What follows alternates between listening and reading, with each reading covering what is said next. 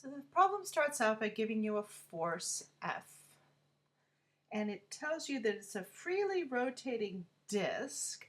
So that means that if we have to use moment of inertia, we're going to say I equals 1/2 mr squared on the list. And it says that the force is being applied at a certain distance from the axis, which I'll call r. So the first question, part A, asks you to calculate the magnitude of the torque if the angle is 90 degrees.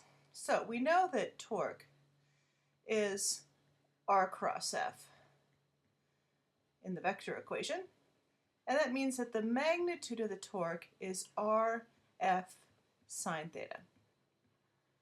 So in order to calculate for part A, we're going to say that the magnitude of the torque is this r that they said in the beginning of the problem times the force times the sine of 90.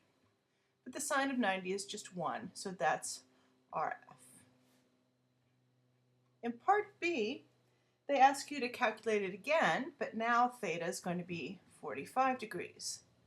So in this case, we're going to say that the torque is RF sine 45, which is only a little bit more difficult than the last one. In part C, they ask you to do the same thing again with theta equals 60. So we do that again. Torque equals RF sine 60. In part D, we do 75 degrees.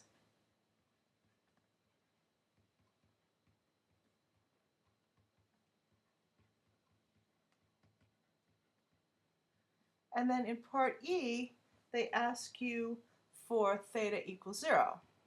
Well, we know that the sine of 0 is equal to 0. So that means that the torque is just going to be 0. We don't have to do anything.